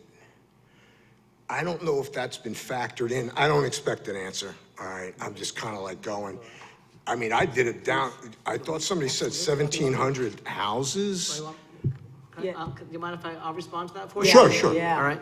So the state of New Jersey in 2012 put a cap on the amount of money you're allowed to spend on schools. You're allowed to increase the amount of money from the taxes at the local level by 2%. So if your taxes are 100 million, let's say, that the town pays, the next year you're allowed to go to 102 million. It does not matter if $1 billion of new taxes came into the town. What happens, I just did this last night with another group, because this is a complicated issue. What happens if more money comes into the town, it reduces the amount of tax everybody pays. It doesn't come to us.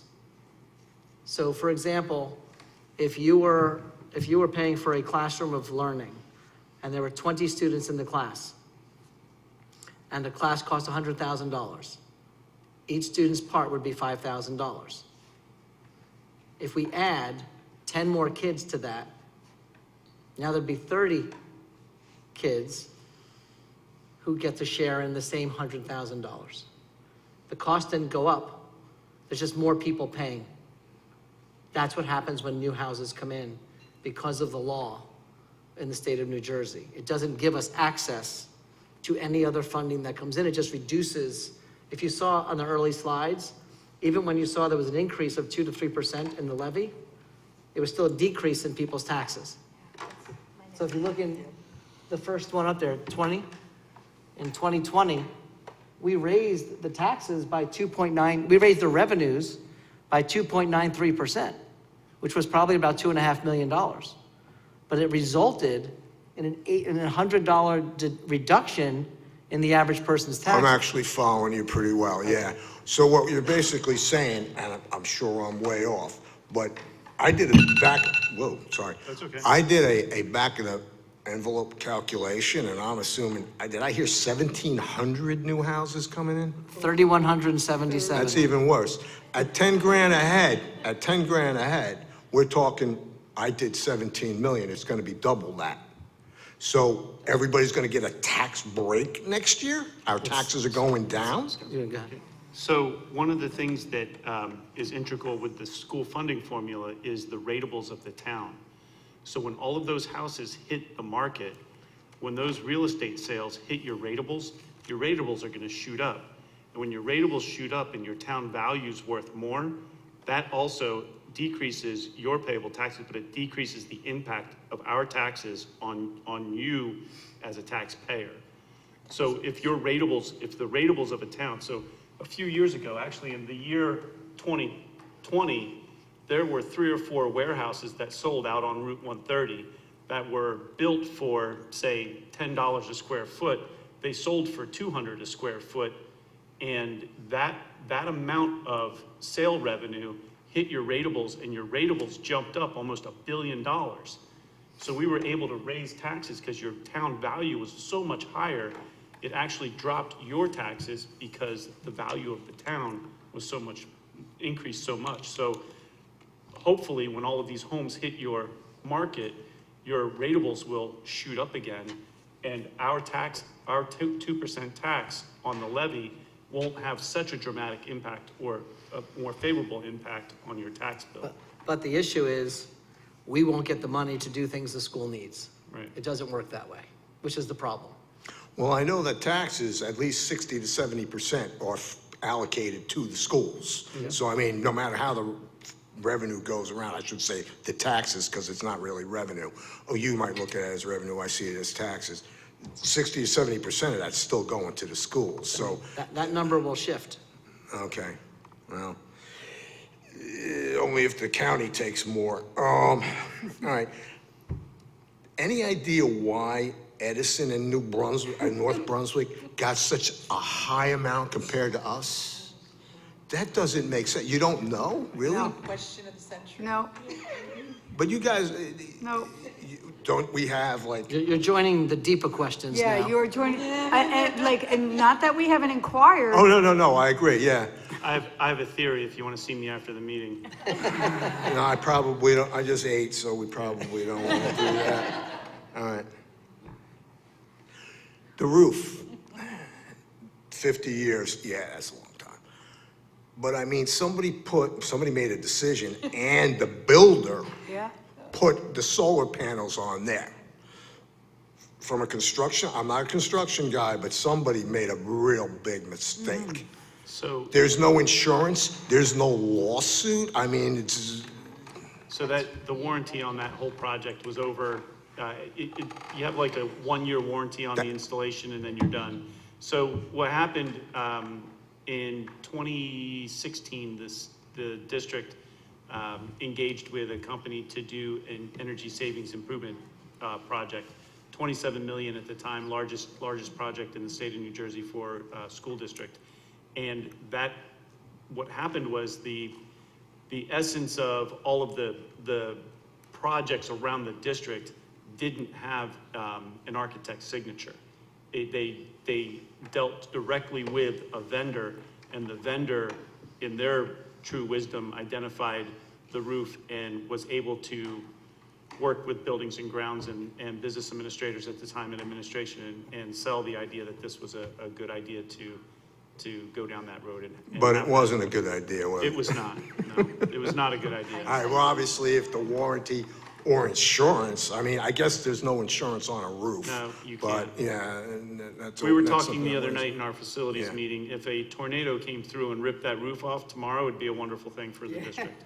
Because then I'd be Well, able, we can then I all, would be able to there's gonna be a replace it. bad storm on Just that Saturday, roof so- though, just that roof, Just that roof, with no one in it. I'm Just kidding, I'm kidding about that. just the roof. Very good. And again, thank you for all your effort and thank you for your service. It's been much appreciated. I just want to say one thing though. I can remember when the 2% cap was initiated and it was, and I know, I don't understand why people don't show up to these things either. I can tell you right now, a lot of people don't get the notice. They don't get the notification. And I have no idea how to get it out there. I get mine from the patch, South Brunswick, you know, that email thing, but a lot of people may not be on it. And I have no clue how to increase it. I'm just saying, I think a lot of people simply don't know. But I was here, I was in this state, I was alive and paying taxes when that 2% was implemented. And it was because people just suddenly got shocked by the increase, the implemental increase of taxes. And they said, enough is enough. That was a bad decision and probably was done in the heat of passion, but I could see another one coming along. And that's scary to me because people make less than adequate decisions when, and that's just something to keep in mind between 5% and 7%. And yes, I understand it's, you know, the difference between market value and assessed value, but it's a slow incrementation and something you have to keep in mind because the pitchforks, you don't want them coming out. Anyway, thank you all for your time. I really appreciate you Thank you trying to. so much. Half this math I don't get, but anyway, and thank you, Scott. All right. We appreciate you coming out, thank you. Anyone else? Okay, so I'm going to close this portion. The next order of business is the consent agenda review by Mr. Pulowski. We have a pretty concise consent agenda this evening. We have a bills list, some approval of non-public technology orders, accepting donations, renewal of a contract for our waste disposal. We're approving a withdrawal from maintenance reserve for our tennis court project. We have a purchase over the bid limit for that project, and we actually sold some buses, part of our lease purchase program.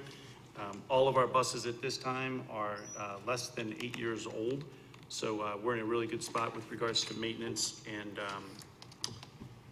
on those vehicles. We're recording and rejecting some bids for some transportation routes. We're approving our school district budget. You can look at the consent agenda if you have a chance. You can see the revenue lines of the incentive aid, where the tax levy, the other state aid.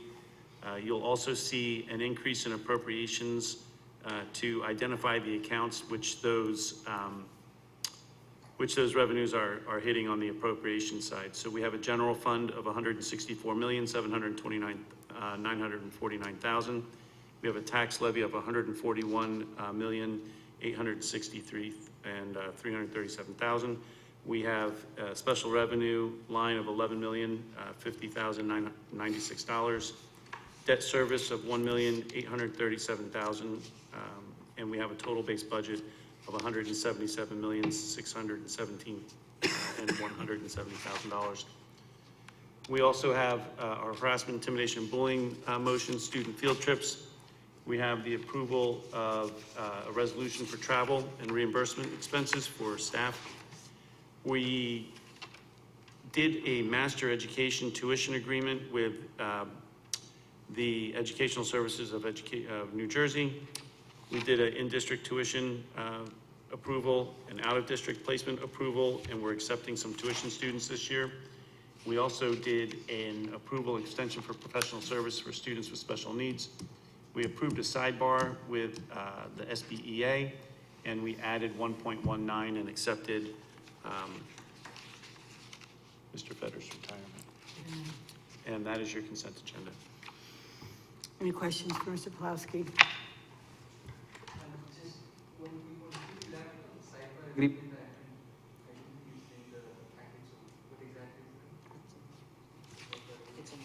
It's in your backup. Let me explain what it is. I can't remember. Kim, which do you want one's to that just, for. really quick? The sidebar was for an agreement between the board and the SBA unit. We hired a non-instructional CSN, and they need to have a CSN in order to do the instruction. So it's an agreement that allows them 2 years to complete the coursework to obtain the NJDOE certification. We do not. Okay, so what's exactly the agreement for? What exactly is the agreement for, that we will have certified nurses from there? They need to have a CSN. It's for Certification? it's for one individual, Okay, to get the 2 years to get the certification. got it. Yeah. Any other questions? Any other questions? Okay, roll Thank you. call, Mr. Pawlowski. Yes. You have another question, Jill? Could you elaborate on 1.9? 1.9.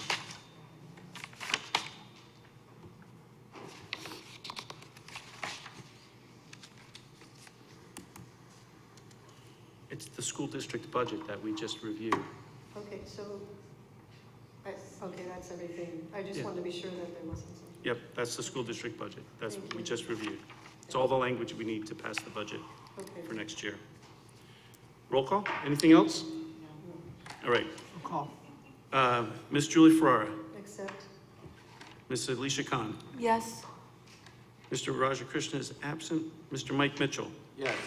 Dr. Smitha Raj, Yes. Mrs. Lisa Rogers. Yes. Mr. Rajesh Soni, Yes. Mrs. Deepa Karthik, Yes. Mrs. Laura Hernandez. Yes. The consent agenda carries. All right, survivor of the year. All right. Okay. Close it out. Yeah, I'm closing it out. We're closing this out. We're bringing this home. Okay, please note that the next scheduled Board of Education meeting is set for Thursday, May 8th, 2025 at 7 o'clock.